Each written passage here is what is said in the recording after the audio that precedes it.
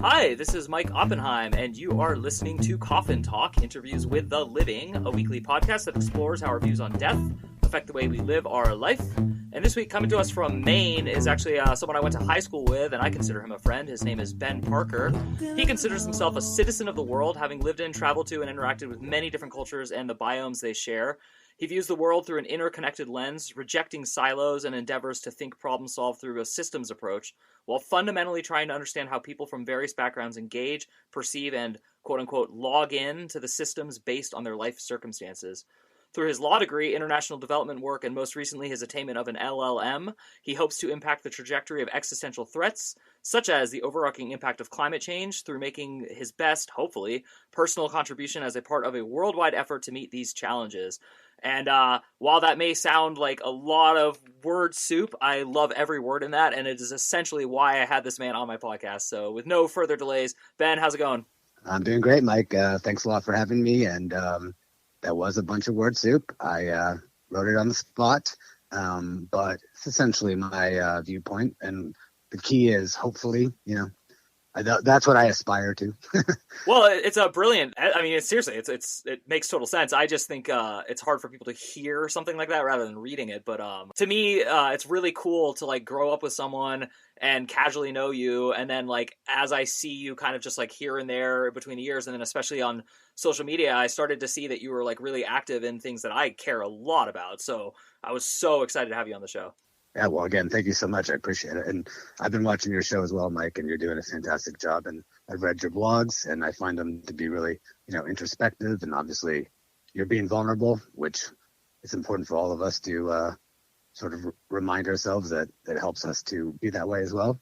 And so I appreciate that. Thank you, dude. I really appreciate that. And then for our audience to catch up, why don't you just run us through, like, quickly, just kind of your childhood, like, where were you born and raised? Because I think you moved to our hometown at some point. And then before you answer that, also, just how old are you, and what generation, if any, do you think you belong to? Well, I am 42, and I guess technically I'm not Gen X. I'm not a millennial. I'm, like, on the border. But, the way I always viewed a millennial is when, Mike, the same, is we didn't grow up with the internet. We definitely didn't grow up with, smartphones. We had basic cable. we had the Spice Channel.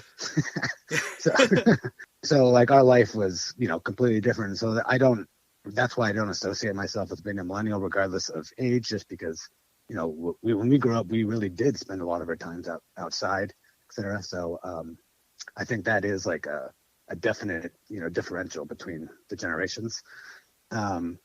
And as far as my upbringing, I was born in Madison, Wisconsin. My dad was getting his PhD in economics. My mom was getting a master's in education. And when I was like 2.5, my dad got a job with Harvard Development Institute. There's a private group that did similar work as USAID, so international development. And we moved to Indonesia. And from there, I obviously, I was 2.5 till about 4.5. So obviously that impacted my viewpoint significantly. Then I moved to DC for 4 years, then back to Indonesia for 4. And then around that time, 6th grade, the day before 6th grade, I moved to Orinda. I was called Indonesian. And yeah, and then, since then I've lived in a bunch of different places, lived in California, probably, I would say like 16 years of my life. But also I lived in Vietnam and Myanmar. I was just in the past 3 years, a little bit of time in Laos, study abroad in Europe. And most recently Maine, and just, been, traveling a lot pre-COVID essentially. So that's kind of where I'm at now. That's so cool, and better than the word cool. It's really fascinating. And it's funny because I do remember you now coming in 6th grade, although I don't remember making fun of you for Indonesia, but I totally remember making fun of you for Wisconsin. So that's pretty funny that my weird childhood memories go there. Well, because as you recall, when 6th grade hit, there was 3 different elementary schools at the time. So everybody was kind of in their elementary school clique until obviously everybody started to get to know each other. So, and I didn't have a clique, so, just took some time to sort of meet people. But my first 2 friends were Ryan Perez and Matt Muir, and you know them both. So that's the rest is history. Yeah. At the time, I wouldn't have cared that you had lived in Indonesia. Now I want to ask you questions about that for more than half an hour, which is like longer than the length of the show, because I mean, it's not quote unquote normal for an American to move to another country like that and live there. It just isn't. Like, it's just not a common experience in our country. And so I am curious. Well, first of all, when you were living there for the second time for the 4 years, did you learn, like, I think it's Javanese or Indonesian? Like, did you learn either of those languages? So I learned some of Bahasa Indonesia, which essentially, as you might know or might not, Indonesia was a Dutch colony, and Singapore and Malaysia were British colonies. So essentially, the Dutch and the British and the whole area had consistently been center for trade. You know, I mean, the Silk Road, etc., was not just on land, but also went through the Malacca Straits, which is, you know, going around Singapore and between Indonesia and Malaysia. So it was essentially similar to something like Swahili. It was a trade language, and it was used that so many various groups could understand each other. So, for example, when I lived in Java, which, you know, is where Jakarta is, that's one of the most complex languages in the entire world. And I didn't speak any Javanese, but Bahasa was a very simple language.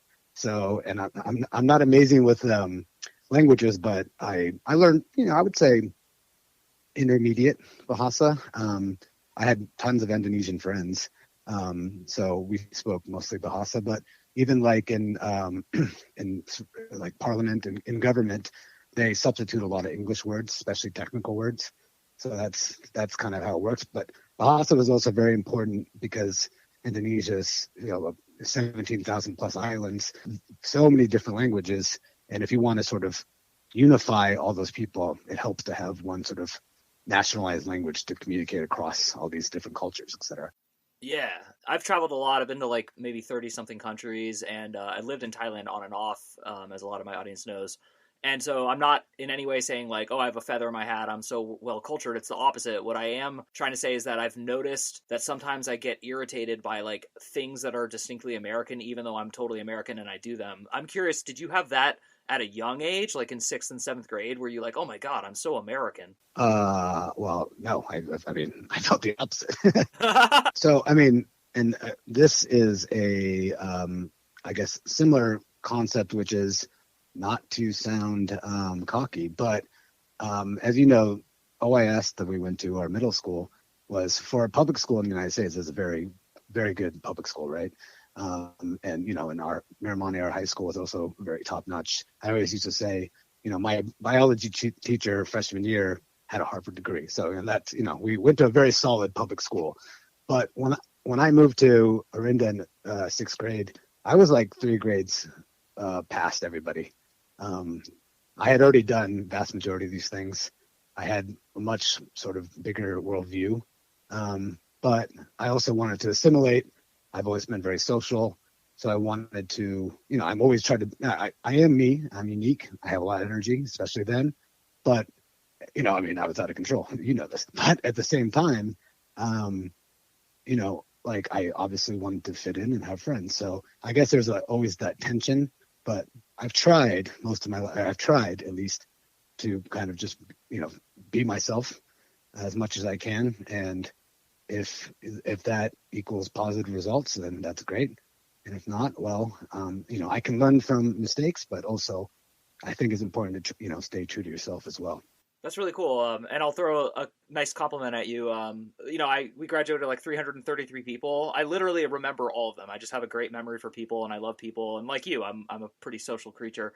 I have a lot of like really warm, good memories of you. Of like all the people I wasn't close friends with, you were actually like very high. Maybe it's because we did public speaking together. I don't know. But when you mentioned the like bundle of energy, I remember thinking when we were graduating, I hope this kid succeeds because he's like all over the place, but really smart. So that was another just kind of fun bonus to see you. I definitely remember seeing you at one of our reunions, and I was so impressed. Yeah, that was the 10-year one, right? The one in Oakland. Yeah. Yes, exactly. I think I was just starting. I started law school in 2008. Yeah, and I also remember just thinking like, wow, all of us like not great students, and I'm using a lot of euphemism. We ended up like doing just fine.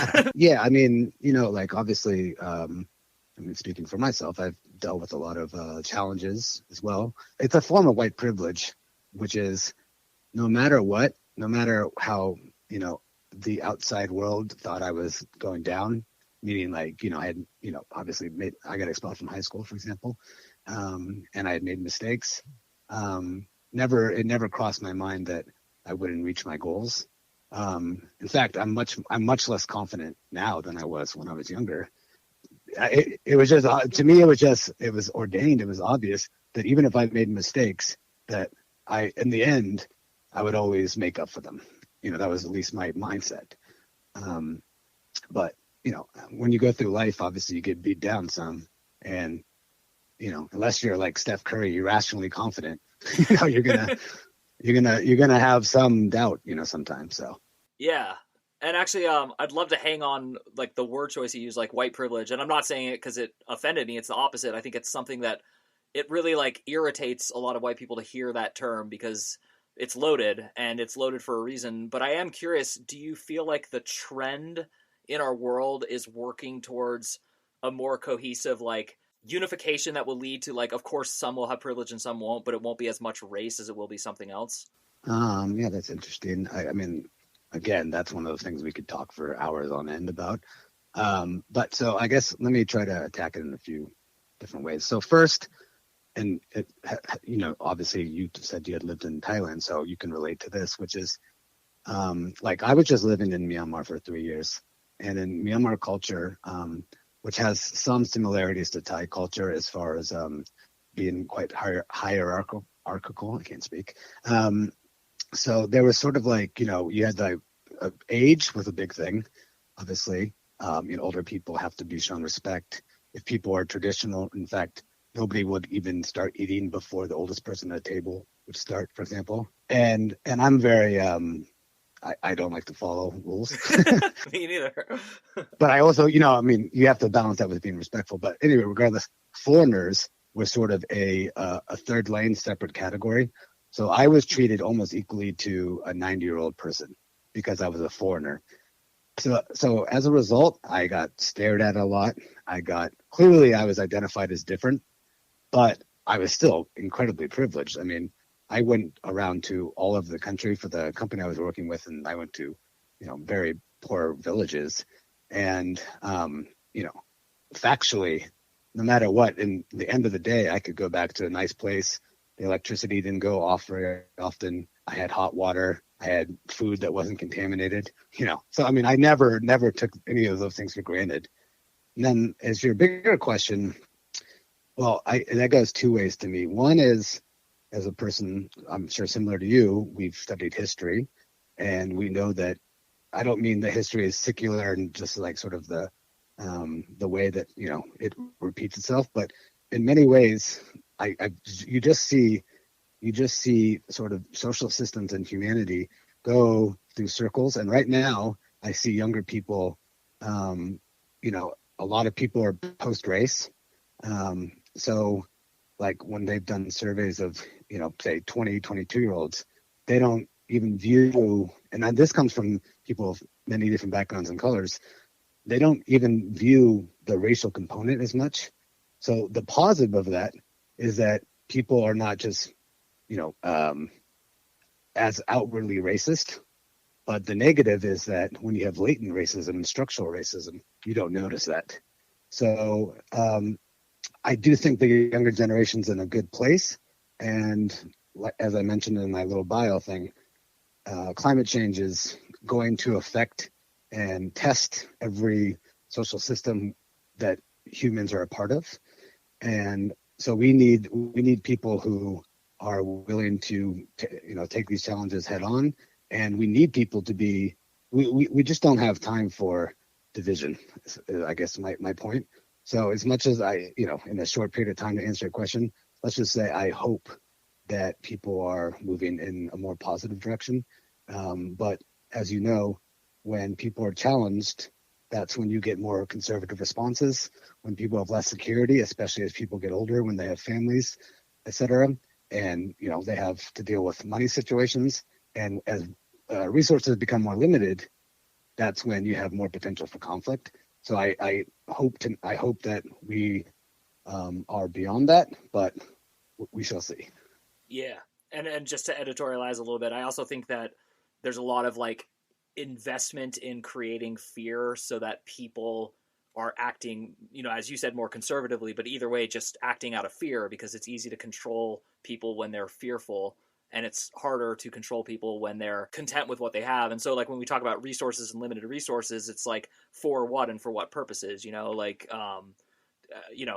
only have 19 cigars left in my humidor. Like that's an example of like scarcity of resources that aren't necessary. And I know I'm going off on a tangent, but it's more to just to kind of come back to what the purpose of this show is, which is trying to unite people, but also trying to hear everyone's perspectives loud and clear, because I do share yours. And I think that, call it climate change, call it global warming if you want, call it like any term you want. I call it pollution just to avoid a lot of stupid semantic debates. But either way, I mean, it's obvious that the evidence is visual. The evidence is like in your nostrils. The evidence is everywhere, and especially if you're in Asia. So yeah, so I think it's tragic that we're arguing, and I also think it's tragic that we're allowing ourselves to argue. Right. When I said conservative, I don't mean that in a political perspective.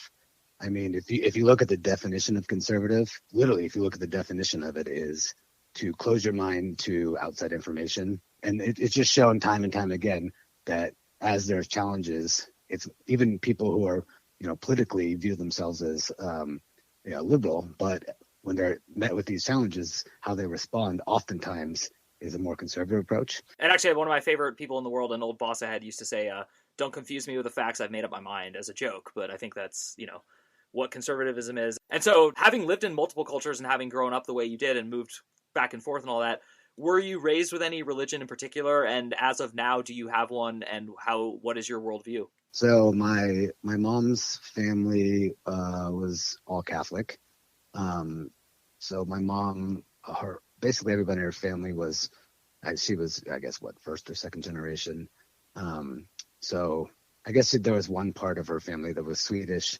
So they were most likely, Lutheran. And then there was Portuguese, Irish, I guess, and then English, they probably weren't. On my mom's side, they're all Catholic. So, but I mean, I can answer that very easily. When I was living in Indonesia the second time, I already was not a believer. And part of the reason is because I had already been to so many different places with so many different religious beliefs and spiritual perspectives that they were 100% positive theirs was correct. And not all of them can be correct, especially when there's conflict between them. But I remember I was at a point, the only time I would ever use sort of religious connotation or thoughts to drive ideas for myself was my parents would go on trips. Like they said, oh, we're going to go antique shopping in Jakarta. And Jakarta is a massive city, and they drove themselves, which is not super common actually for a lot of expats. And they would say, I'll be back in 2 hours. And like 8 hours later, they would come home. So I always assumed they were dying or they were dead. And this is obviously pre-cell phone and all that, so there was no way to call. And that's when I would say things like, God, I know I say I don't believe in you, but if you are real, you do your thing this one time for me. But then I got to a point, my parents always told me that I can make my own decisions and make up my own mind. And around 5th grade, I started to meet evangelical Christians. Some were Indonesian, and some were very commonly either their parents were evangelical preachers from the United States, or their families were working on oil projects. Indonesia has a lot of oil. And these kids really believed in the Kool-Aid. And they would tell me if I don't believe in Jesus, that I was going to hell. They would beat me with pillows and trying to change my perspective. And that very much solidified. Actually, I know the one moment that I was done, which was my mom is a diehard Beatles fan. And I was at my friend's place, way different part of the city, and she's from Australia. And this guy brought us into his place. I guess it was maybe like a rec center. And he had one of those propaganda videos, and it was all about how rock and roll is the devil's music, and the Beatles are all satanic worship, Satan worshipers. And I went home and told my parents, and my mom said, "We've always said you can believe when you want, but this is bull." And that's when my mind was finally fully made up. I would say that was the final straw. That's great. So I'm not religious at all, but I lived in very religious countries. Like Myanmar is like 94% Buddhist, and the rest are mostly Christian and some Hindus. And then obviously some different groups. There's like 7 Jews left there, and my dad was not business partners, but he worked with one of them called it was Shalom something, and so but there might have been 7 left in the country, but they had great parties. So I hung out with those guys sometimes, but I try to be respectful. I try not to throw my religion as science at people. Especially as I've gotten older. My viewpoint is very much, I want the scientific method, which is I want every idea to be challenged until no holes can be found anymore. And with things like religion, it's the exact opposite. It requires faith when there's a billion holes. And that just doesn't fly with my viewpoints, my perspective. And that's interesting. I'm going to put a little pin in that because I'm going to ask you about faith and then the line of work you're doing. But before I get there, so when you talked about praying for your parents and all that, that's a really common moment of intersection for me and a lot of our guests, which is when my son was first taken, I wasn't praying that I would get him back. I was just praying that he was okay for a while. And I remember no matter how much I do or don't believe in the efficacy of prayer, I know it's just this gut reaction I have. So I am curious, what do you think is going to happen when you die? And then is that tied in at all to your life work? Hey everybody, I just want to thank you so much for listening to the show. Our numbers keep growing and we have a premium package, and it would really help us out if some of you loyal fans would head over there and sign up. You get bonus monthly podcasts, you get a book I wrote, and you also get extra essays and other content. So please head over to mikeyop.com, that's MIKEYOPP.com, and sign up today. When I die, I'm going to biodegrade like every other organic species, every organic thing on Earth. And I know there's a new trend to pass laws. I just saw an effort in New York where humans can be buried and biodegrade without a coffin, which is, I know we're dealing with coffin talk here. Yeah, no, that's really cool, actually. That's awesome. So that's a way that I can give back my nutrients. As you know, all energy in the world, it's always at a constant level. There's just energy transfer everywhere. And so as a result, I'm still not spiritual about that. I know that, for example, from a very, 30,000 feet perspective, you could say, oh, isn't that similar to some religions like Buddhism, for example? But to me, I always have said, does anybody mourn an ant? And I don't feel like people do, but, they're pretty amazing creatures for their size, pound for pound. They can bring it. And if you step on an ant, or you even think about at a more cellular level, when all the bacteria, for example, that's in our body and on our bodies that we would die without, we just don't think about those things. We don't mourn those things, but without those things, like as you can see with bees, for example, when you lose pollinators, we lose the fabric of, life, essentially. So that's as spiritual as I get, essentially. That's very cool, and it's a great answer, and I don't need to pick at it further. Also, because I want to ask you about your career work and your mission. So I do want to tie in this word about faith, though, because I listen very well to people arguing, and I listen to people argue against and for climate change. And one of the more reasonable arguments I hear from people who are angry at climate change advocates is scientists get paid to lie. We know they lied about sugar. We know they lied about tobacco. We know they lied about COVID. We know, and that is true. I will acknowledge that to the ends of earth and back. So how do you have faith in the science behind climate change when some of the science and scientists are fraudulent? Well, that's simple. Basically, the 3% who have gone back against the 97% are the ones who are paid by big oil and other industries that benefit from lack of climate advocacy. And, as we know, for example, scientists who work for Mobil wrote letters and, wrote reports in 1980 describing the reality of climate change and what was going to be faced. So once that internal information has come out, it's not necessarily that the legitimate scientists within these organizations are even stating the things that maybe a particular company or country might sort of say out loud or advocate for their own interests. But another thing I read in a really great book called The Sixth Extinction. I think it won Pulitzer Prize, it won a bunch of awards a few years ago. And what she was talking about in the book is that actually, if you look at the data, it's something like 92 or 93% of climate scientists. But when you look at it holistically from people across the board in quote unquote science, as well as a vast majority of people who are adjacent to it in economics and other fields that are not fully climate scientists, but can be scientists in other fields, the percentage is almost 100%.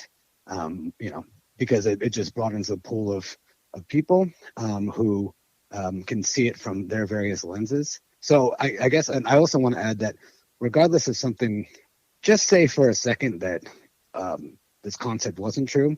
Well, caring about our environment and those issues is only a benefit. It's truly only a benefit for our lives and our existence. So I guess one of the things that I'm trying to figure out is what niche what role can I play? Because I'm just one person. What can I play? And I'm starting to identify environmental justice as an area where I think I could have a strong impact. And I think it's extremely important, regardless of the climate change issue. And this also is connected to just local pollution as well, which significantly affects people of color and people with lower economic scales throughout the United States and more so around the world as well. Yeah, I mean, it's a little awkward for me because I agree so strongly with you that I'm trying to ask questions for like the other people who listen to this who aren't as strongly inclined as I am. Like my wife loves Earth and loves the environment, but at some points she gets angry with me because I am like so like, hey, turn that faucet off. We don't need that many plants. Like, and I'm also a giant hypocrite. Just in case anyone's listening, I regularly order from Amazon. So don't worry. I'm not a pure soul either. Well, but I am curious. And this goes back to what I noticed about you in junior high school and high school. And I think now that I'm older and I can articulate my thoughts, I realize that the people I liked growing up were just like kind people. Like they just seem to be kind. And you're a kind person. I'm curious, what is like the source of your kindness and compassion? Like, why do you think you care about the fate of humanity and about this existential threat? Well, first off, thanks, and right back at you. And I'm saying that in all honesty. I told my parents that I was going to be on this podcast, and they remembered you. But I mean, from my perspective, I want to say I'm also a hypocrite. But and again, I'll use the privileged concept. My overall, I would say, carbon footprint is quite low. The one thing that traditionally would be the highest usage would be traveling, especially flying, obviously. But I would say why do I care is because from a very young age, I never lived, I was always social. I met people from all socioeconomic backgrounds, different ethnic groups, different nationalities. And I met great people who were at the top and great people who, quote unquote, were at the bottom. And I like hiking and things like that, but I wouldn't, I love the concept more than, I'm not like the world's biggest outdoorsman. I know, Muir, John Muir, like I don't go out there and have sort of a religious experience. But the science does say that if you are surround yourselves by more trees, it has a positive influence on your health.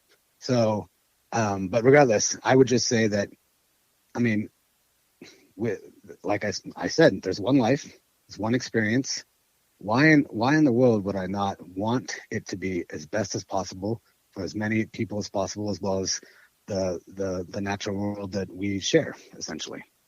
That's cool. And kind of to wrap up my end of the questioning, what do you think would help people who are just rationally or irrationally, it's not important to me, really just upset with the idea of being told that they have to make changes that sound challenging to them to help the environment? So there's been one of the books I read recently, there's the green movement has really tried to foster a lot of win-win situations. But a lot of those win-win situations have been criticized by people who believe are more social justice concerned. And one of the reasons is because it's essentially led to concepts of greenwashing. But from a basic economic standpoint, if more people are doing well, then if you have a small business, you're going to have more people who are going to be using your business, who are going to be buying your services or your goods, your products. You're going to get a greater sense of community. You're going to get a greater sense of sort of shared involvement. And so these things aren't thrust upon you. They're something that become a sort of a better way to live life. And we all, the political, in politics, they often talk about, how we lost the middle class and we lost, Main Street and all these type of concepts. But the new movement, sort of green movement, is all about coming back to local concepts. So, think globally, act locally, right? Those things to me they provide a social interactions and a social, I can't think of a good word right now, but they provide what a lot of people feel like they're missing in life. And so I think that no matter what your political viewpoint is, that you actually want a lot of the results of sort of the things that I'm fighting for or people like me are fighting for. That's awesome. That's such a great answer. And normally I would just end the podcast with that because it was so powerful, but I really want to hear in case you have something else you want to add. If people are able, have the ability to travel as much as you can, meet as many people as you can, have as many experiences as you can, and I promise you'll be much richer as a result. And obviously, I don't mean that financially. You'll have a richer life. And I think you'll be more resilient because, like you and I both know, life still has a lot of challenges. And if you're not resilient, and we're going to have to become more and more resilient, the more experiences that you've had, the more times you've seen something, or if you've spoken with people, or you have more people to lean on, the more likely you're going to be able to meet those challenges and hopefully even come out, stronger, like you're doing yourself, Mike. That was a great answer. From my heart to yours, really best of luck because you're doing the work that I want to see done. Thank you again, Ben Parker, for coming on the show and helping us put another nail in the proverbial coffin of a world that will soon maybe not feature coffins. And to everyone listening at home, the best way to support the show is just to go over to mikeyop.com and hit the big old subscribe button. You'll get a weekly essay that's free, and then you'll also get a chance to become a premium subscriber, which comes with other extra goodies, including novels and books I write. So thank you, and we will see you soon.